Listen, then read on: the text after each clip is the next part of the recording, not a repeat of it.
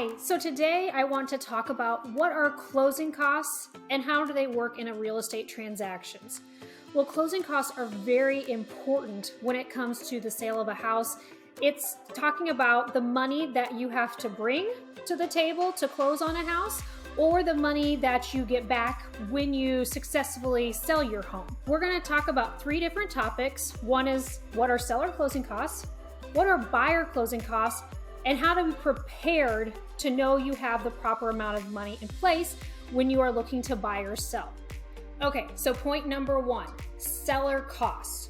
Most sellers understand that when you are selling a house, if you're using a realtor, that you'll have a commission involved in the sale of the house.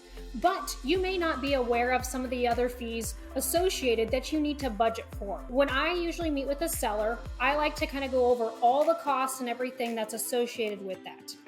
So we talk heavily about home inspections. So more than likely a buyer is going to do a home inspection, and we want to make sure that we have some money set aside for potential home inspection repairs, a radon if the radon levels come back high, and then also a home warranty. Just want to make sure that you're aware of all those. So what are the other fees that are associated with selling the house? If a buyer is getting a VA loan, the seller is responsible for paying for that termite inspection. You'll also potentially have an attorney fees if there's an attorney involved. Title company will have their fees. There'll be title insurance, state dock fees. And in today's market, buyers are still potentially asking the seller to pay for some of their closing costs. So all of these things can be negotiated and worked out, but it's just one of those things it's nice to be aware of when you are looking at accepting an offer. Point number two, buyer costs. And what does that look like? So anytime that you are buying a house, you know that you'll need to have some sort of down payment. So you need to make sure that you have saved up enough money for the down payment. So down payments can be anywhere as little as 0%. All the way up to 20% or more. Really depends upon what type of loan you're getting, and you need to work with your lender to understand that. So all of the other additional fees that go along with it are the expenses, the closing costs that are associated with the sale of the house. So closing costs can really kind of vary anywhere from as low as 2% to maybe up to 5%, and that varies depending upon state to state and what's all required with that. So what you can see typically for buyer closing costs will be an appraisal fee from the lender. If the lender's having you pay any discount points, any lender prepaids, you can have your mortgage insurance, title fees, termite inspection, title fees.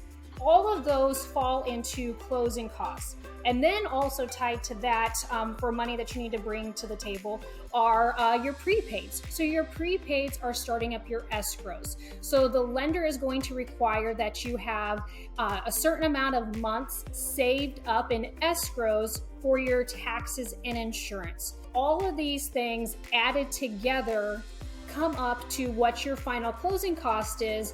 Added to your down payment is the money that you need to bring to the table to be able to close on the house. Finally, let's talk about how are you going to be prepared in knowing what these fees are. So working with me, when we do our first initial listing appointment, we will talk about what we think the house is worth, what we think we can get for it, and I will run through a cost sheet to make sure that you are aware of the fees associated with the sale of the house. Then finally, when we actually get the house under contract, I will redo that cost sheet reflecting the actual terms that are on the contract. And as a buyer, when we write a contract for a house, we have to go through your numbers that are associated with selling the house. So I'll need to know what's your down payment, what are you looking at for an interest rate, because we also want to talk about what your monthly payments are. I'll also be reaching out to your lender to get a detailed cost sheet of everything that is associated with buying the house. So those are just a couple of things that we're going to do, and that's why it's really great for me to be working closely with your lender as well, so we can make sure that you're prepared for that. So I hope this helps answer some questions about closing costs and what you need to do. If you ever need anything from me or have any questions, please don't hesitate to reach out. I look forward to hearing from you.